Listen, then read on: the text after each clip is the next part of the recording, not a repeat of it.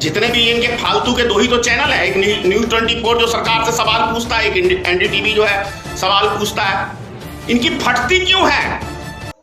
मोदी सरकार की इनसे कोई सवाल कर ले तो इनकी फटती क्यों है? खुद ही मोदी जी कहते हैं मास्क पहनिए, 2 गज की दूरी बना के रखिए, तमाम सारी बातें कहते हैं। लेकिन अगर आप बंगाल की चुनाव देखें, आसाम का चुनाव, देश में 5 राज्यों में चुनाव हो रहा है, तो भीड़ जुटाने के लिए यही सरकार एड़ी चोटी का जोर लगाती है और पता नहीं कौन कौन से राज्यों से ये अपने कार्यकर्ताओं को बुला के भीड़ इकट्ठा करके प्रस्तुत करता है कि देखो हमारे पास कितना बड़ा जन सैलाब है, हमारी लहर दौड़ रही है, मोदी मैं दुनिया है, मोदी मैं भारत है, तमाम तरह की बातें ये करते हैं।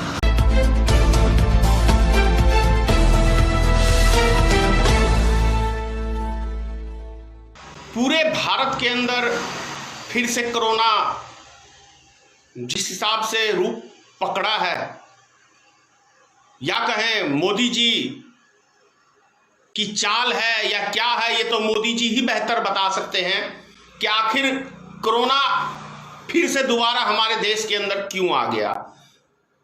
जो चीज समाप्त हो गई जानते हैं, बहुत आसान होता है कि आप आए कभी भी और आपने कह दिया कि फिर से लॉकडाउन है, आज 9 बजे रात्रि से करेंगे तो ये करेंगे तो वो करेंगे। लेकिन आखिर ये कोरोना भीड़ भाड़ वाली जगह से होता है।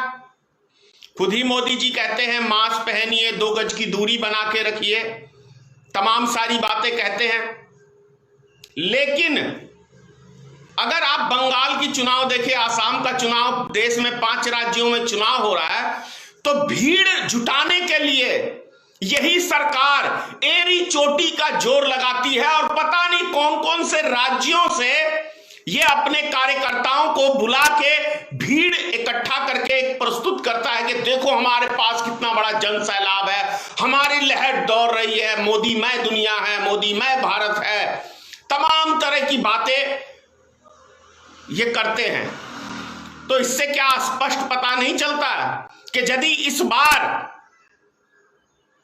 फिर से कोरोना का कहर आया है तो ये नहीं लगता कि आपको जो ये राजनीतिक दल रैलियां किया है, रैलियों में लाखों की भीड़ जुटाई है, उस भीड़ के माध्यम से ये कोरोना वायरस फिर से भारत के अंदर फैला है, इसका जिम्मेदार कौन? इसका जिम्मेदार अमित शाह, इसका जिम्मेदार भारत का प्रधानमंत्री नरेंद्र मोदी, दूसरा कोई व्यक्ति नहीं है। क्योंकि जब इनको चुनाव जीतना है तो कोई नियम कानून इस सरकार पे लागू नहीं होता, ये कानून की धज्जी उड़ा देते हैं, नियम निष्ठा की धज्जी उड़ा के छोड़ देते हैं। डेली रोड शो क्या है ये? इससे कोरोना बढ़ रहा है या घट रहा है? इसका जवाब है किसी नेता के पास, किसी भी दल के नेता के पास? यदि कोरोना वायरस हमारे देश में इतना खतरा है, इतनी खतरनाक है, तो क्या रैलियां करनी बहुत जरूरी है? लोगों की दुकान में ताले लग गए, लोग बेरोजगार हो गए, उससे कोई फर्क नहीं पड़ता है। लेकिन चुनाव जीतने के लिए रैलियां क्या वास्तव में जरूरी है? पूरा सिस्टम, देश की सारी मीडिया मोदी सरकार ने खरीद रखी है, सोशल मीडिया मोदी सरकार की है, इलेक्ट्रॉनिक्स मीडिया, प्रिंट मीडिया सब मोदी सरकार की गुलामी करता है। फिर भी इनको रैली करने की क्या आवश्यकता है? क्या देश के नागरिकों से नरेंद्र मोदी को प्रेम नहीं है? है प्रेम? वैसे प्रेम तो नहीं है, उसका जीता जागता उदाहरण देख लीजिए आप। 350 से ज्यादा किसान शहीद हो गए, एक टिप्पणी रैली में व्यस्त है ना। कितने हमारे सैनिक शहीद हो गए रैली में व्यस्त, एक टिप्पणी आपने सुनी? उल्टे अमित शाह जी ही करके दांत दिखा रहे थे प्रेस कॉन्फ्रेंस में। 25 जवान हमारे शहीद होने के बाद वो दांत दिखा रहा, ये गृह मंत्री होता है क्या? इसको राष्ट्रभक्ति आप लोग कहते हैं? ये राष्ट्रभक्त आदमी आपको लगता है जो लोगों के परिवार से उनका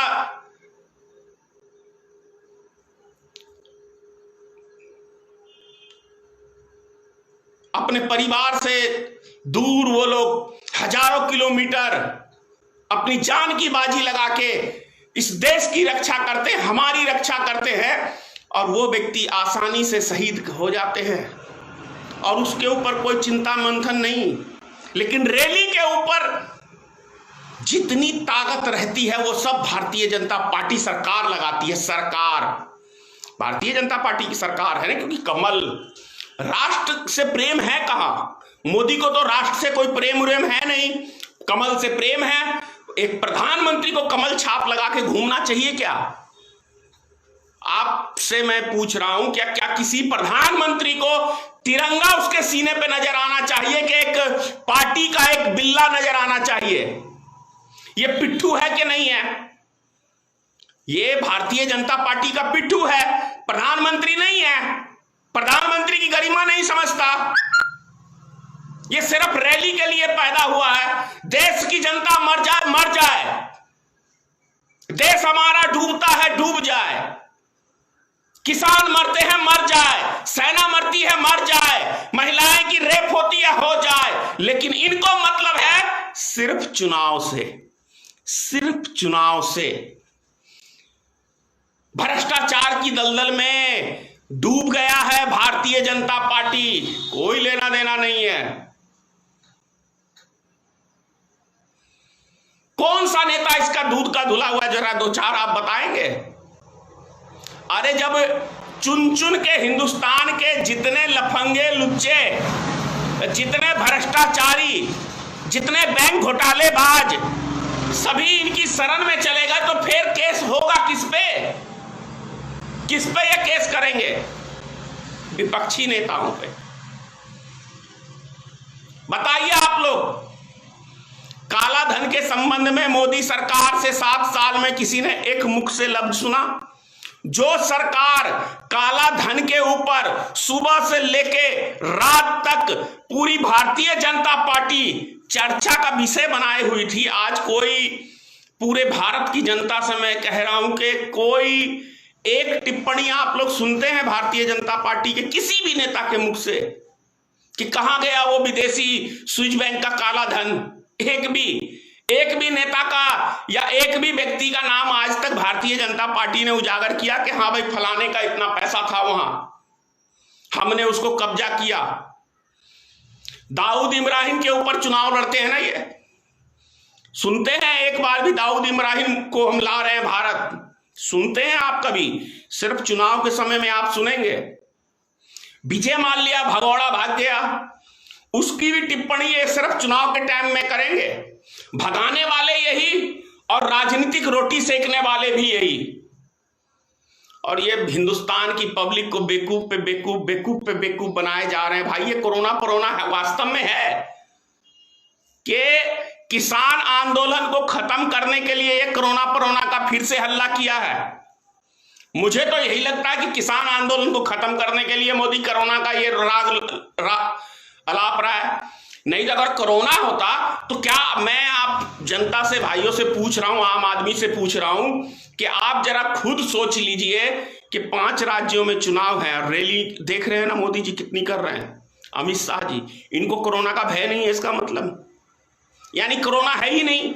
ये चूतिया बना रहे पूरे हिंदुस्तान की जनता को, बेवकूफ बना रहे हैं। क्या हो गया है? मैं तो कहता हूं रैली में जाओ तो इन नेताओं को जूते मारो, ये जूते खाने लायक नेता हैं। सिर्फ जूते से स्वागत करिए इन नेताओं का, जैसे पंजाब में किया ना, वहां के किसानों ने, हरियाणा में किया ना, वैसे ही बंगाल में, उड़ीसा में करिए, आसाम में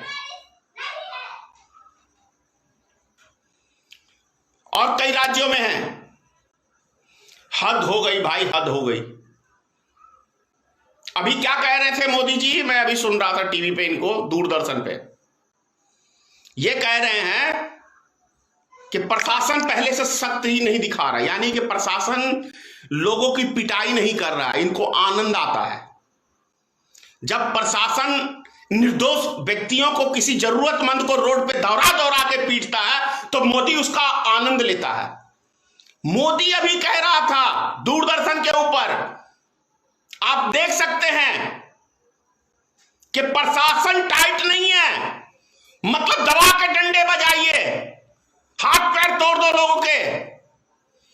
भैया ऐसी सरकार ना कभी सुनी ना कभी हमने देखी। इसको यदि राष्ट्रभक्ति कहते हैं तो प्रणाम करता हूं आप सबको, आपकी बुद्धि विवेक पे, आप सबकी बुद्धि विवेक को मैं प्रणाम करता हूं कि कहां चला गया है आप लोग का। आप ही लोग का जीना हराम कर रखा है इस प्रधानमंत्री ने, इस अमित शाह ने, और आप लोग उसकी जय जयकार कर रहे हैं।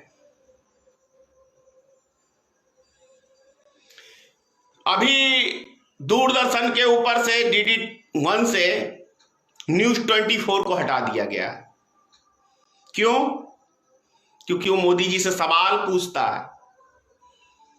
एक NDTV रह गया तो उसको भी हटा देगा। बाकी जितने फालतू के इनके गुलाम चैनल हैं वो सब देखिए, जितने भी इनके फालतू के 2 ही तो चैनल है, एक न्यूज 24 जो सरकार से सवाल पूछता है, एक NDTV जो है सवाल पूछता है। इनकी फटती क्यों है?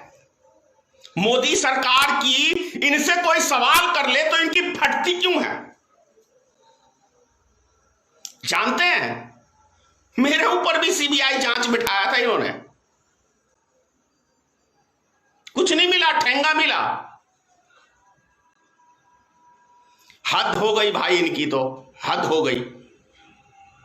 जरा सा इनको सच्चाई तो ये सुनना ही नहीं चाहते हैं, बस इनकी पॉलिश लगाइए, अरे वाह गंगा जल की तरह पवित्र हो जाएगी। अभी बंगाल में चुनाव है, मुकुल राय भारतीय जनता पार्टी का एक कद्दावर नेता है। आज आप जानते हैं चीट फंड घोटाले में बंगाल में जो घोटाला हुआ था, या पूरे भारत का ये घोटाला है, बहुत बड़ा घोटाला है, उसमें उसी का नाम था। और यही भारतीय जनता पार्टी की सरकार, यही भारतीय जनता पार्टी, ममता बनर्जी में वो थे पार्टी में, तो पूरा हल्ला किए हुए थे कि भ्रष्टाचारी है, भ्रष्टाचारी है मुकुल राय। लो जी, ममता बनर्जी ने हटा दिया।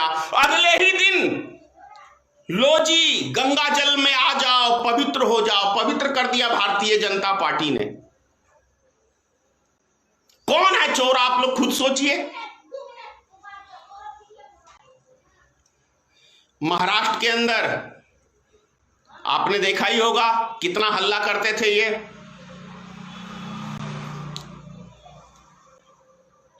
एनसीपी के ऊपर कि भ्रष्टाचार में लिप्त है।